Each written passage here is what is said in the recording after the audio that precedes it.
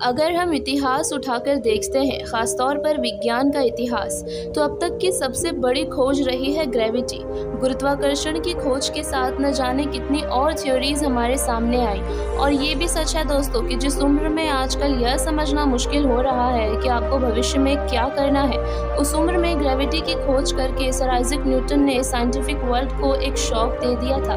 वे मात्र 23 वर्ष के थे तब उन्होंने ग्रेविटी की डिस्कवरी की थी। तो चलिए आज की डिक्शनरी में हम आपको कुछ ऐसे फैक्ट्स बताएंगे जो न्यूटन और ग्रेविटी के बारे में आपको बहुत कुछ बताएंगे। नमस्कार दोस्तों, स्वागत है आपका हमारे चैनल फैक्ट्स डिक्शनरी में। Now let's continue.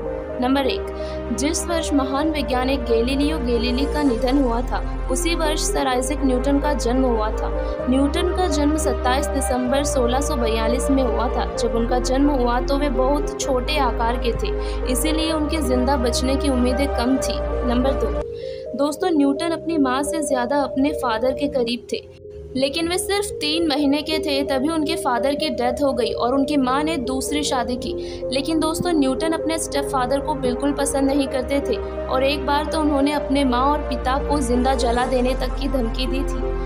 नंबर 3, जब न्यूटन छोटे थे तब वे कुछ खास पढ़ाई में अच्छे नहीं थे। एक बार स्कूल में एक लड़के ने न्यूटन को बेवजह पीट दिया, मगर न्यूटन ने उस चीज़ का बदला उस लड़के को पढ़ाई में पीछे छोड़कर लेना चाहा और इसी गुस्से ने न्यूटन को पढ़ाई की ओर आकर्षित किया और बड़े होकर उन्होंने न जाने कितने बड़े वैज्ञानिकों को पीछे छोड़ दिया। नंबर 4, मशहूर वैज्ञानिक एल्बर्ट आइंस्टाइन अपने स्टडी रूम की दीवारों पर सर आइजैक न्यूटन की तस्वीर लगाकर रखते थे। नंबर 5, सन 1720 में न्यूटन ने आज के 20 करोड़ रुपयों के बराबर पैसे स्टॉक मार्केट में खो दिए थे। नंबर 6, सर आइजैक न्यूटन को कैलकुलस का आविष्कार करने में उतना ही समय लगा था जितना कि एक छात्र को कैलकुलस सीखने में लग जाता है। फैक्ट नंबर 7, दोस्तों न्यूटन ने अपने उल्टे हाथ का ज़्यादा प्रयोग किया है, वे लिखते भी उल्टे हाथों से ही थे।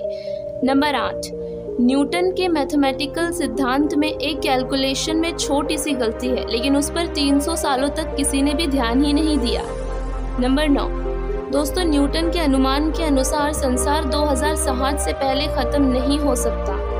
नंबर 10, न्यूटन ने शादी नहीं की थी। उनके अंतिम वर्षों में उनकी अधिकांश संपत्ति पर उनके रिश्तेदारों ने अधिकार कर लिया था और उनकी मृत्यु के बाद उनके शरीर में पारा पाया गया, जो शायद उनके रासायनिक व्यवसाय का ही परिणाम था। तो चलिए दोस्तों, अब न्यूटन की ज़िंदगी से जुड़ी एक अहम चीज़ और हमारी ज़िंदगी से जुड़ी एक अहम चीज़ ग्रेविटी के बारे में बात कर लेते हैं। फैक्ट नंबर 11, आइजैक न्यूटन ने अपनी ग्रेविटी की डिस्कवरी के बारे में अपने समकालीन साइंटिस्ट विलियम स्टुकली को ही बताया था और इनका लिखा हुआ ब्यौरा इस घटना का सबसे बड़ा प्रमाण माना जाता है। नंबर 12, विलियम स्टुकली ने न्यूटन की एक जीवनी लिखी थी और उन्होंने उस बुक में डिस्कवरी ऑफ ग्रेविटी और फॉलिंग ऑफ एन एप्पल का भी जिक्र किया था।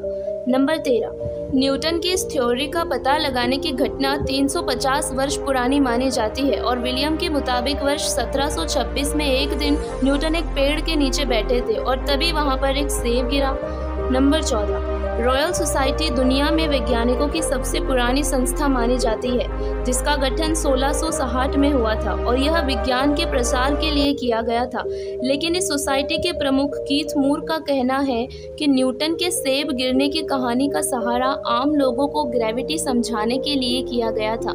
बाकी सेब के सिर पर गिरने की कहानी एक कहानी ही है।